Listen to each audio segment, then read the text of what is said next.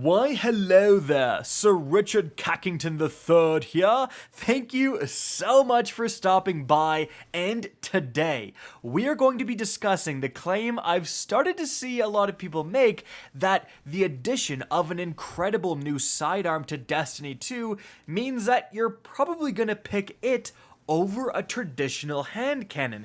And while that might sound crazy at first, after doing some testing, it's actually not that crazy. And so, let's get started. But just before we do, a huge amount of people who watch this channel are not subscribed. Take a quick moment to hit that subscribe button and ring that bell. You'll be notified of new content much more often, and you can always unsubscribe later. Alright, now let's get started. Obviously, that new sidearm is the new exotic sidearm, the Traveler's Chosen. Now this is acquirable through an exotic quest. If you want to know how to do that, the video is linked up above. But firstly, the exotic perks of this weapon, well, they're fantastic. As you get kills, you gain stacks of Gathering Light, and each stack improves the weapon itself, giving it faster reload, improved aim assist, all of that stuff. And then you can hold reload to consume these stacks, and you're gonna get grenade, melee, and class ability energy back based on how many stacks out of 10 you had.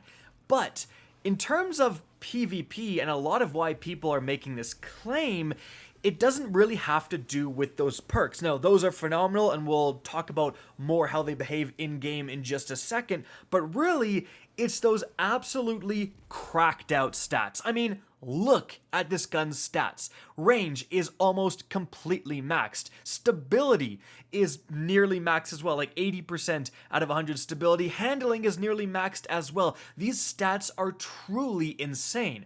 And once you take a sidearm and then give it unbelievable range, isn't it just a better hand cannon? Well, again, that's the claim, so let's actually look at this weapon's in-game effective range.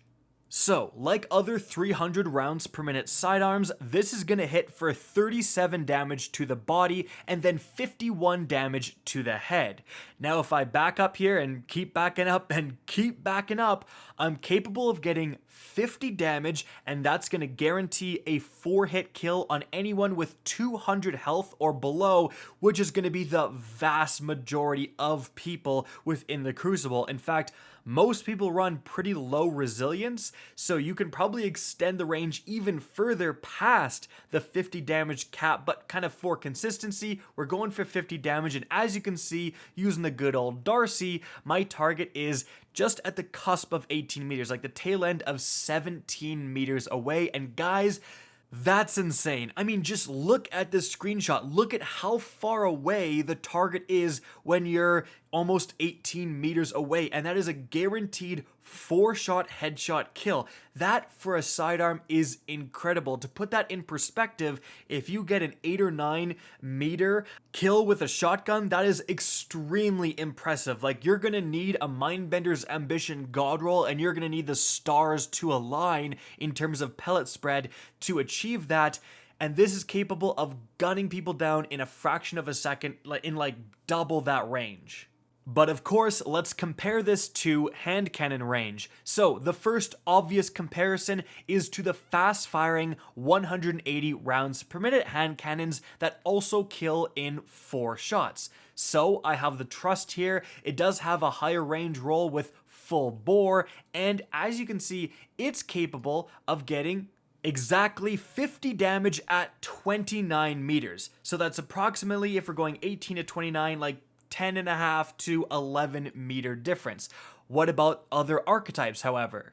Well, I've got the Rose here with an actually very good range stat, and as you can see, I'm capable of getting a 3-hit kill, which is approximately like 63 damage on this Guardian at around 28 meters. Now, that doesn't add up to 200 actually. I'm kind of cheating here and getting even further back than I should be. I should probably be around 27, 26 meters, but it shows you it's within that same ballpark. In fact, if I switch to a 140 RPM hand cannon, this Nation of Beasts here, again with an incredible range stat, I'm still, for like 65 damage, which is going to be a 3-shot kill, I'm still at that like 28, 29 meter mark.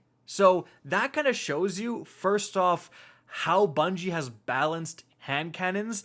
And if you didn't know this, now you know that the range stat means almost nothing with hand cannons. Like, it's all about the range increasing perks, rangefinder, opening shot. We didn't have any of those here. Those would extend further. Rather, these are just hand cannons with good range stats that will show you kind of what an average hand cannon is capable of doing. And they're all around that 28-meter mark. Now, of course, you may be thinking, wait a sec, all these hand cannons have a better range than that sidearm. Why would I replace my hand cannon?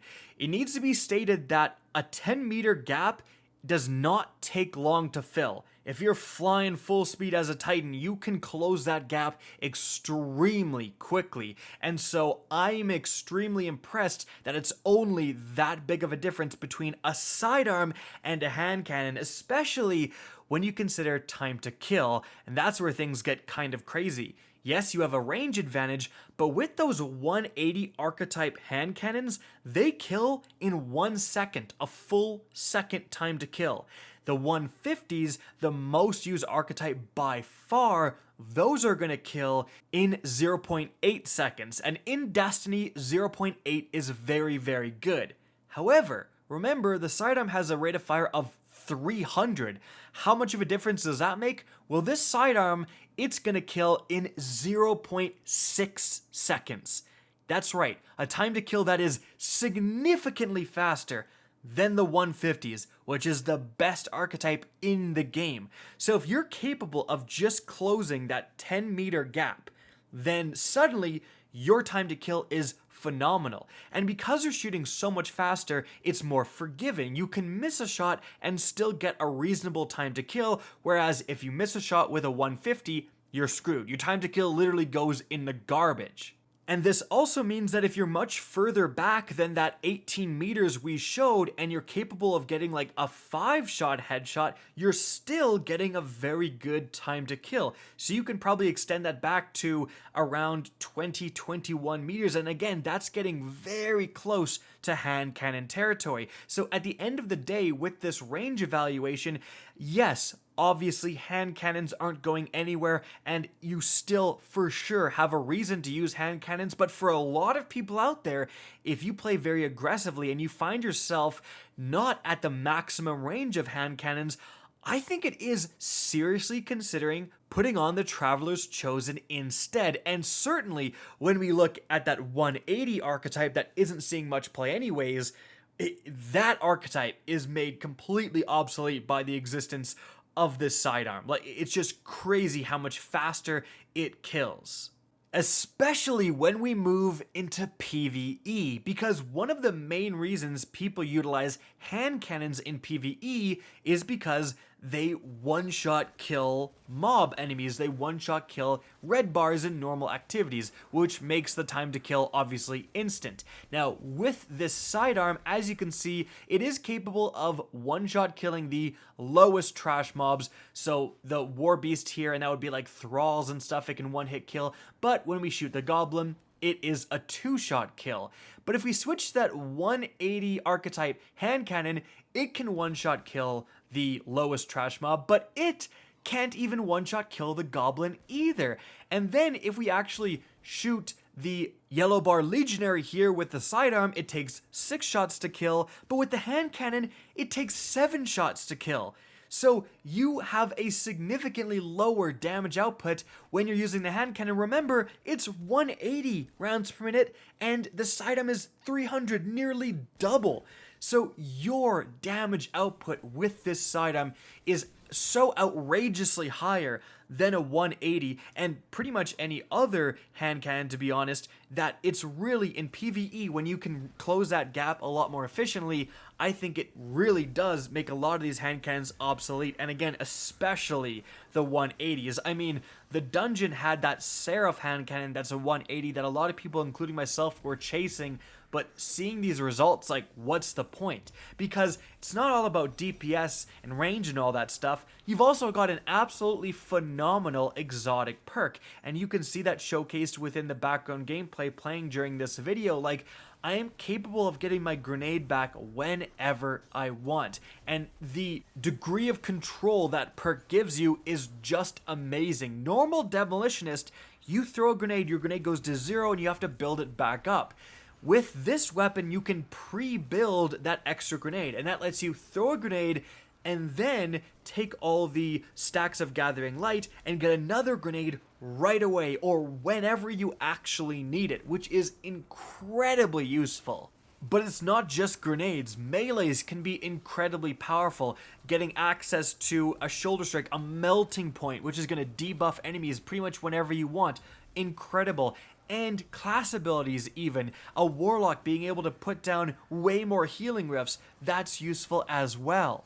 And it's just so easy to put this weapon into an abilities focused build. I mean, hey, throw this weapon on, use some discipline mods, and then use double enhanced ashes to assets, which gives you super ability energy for getting grenade kills.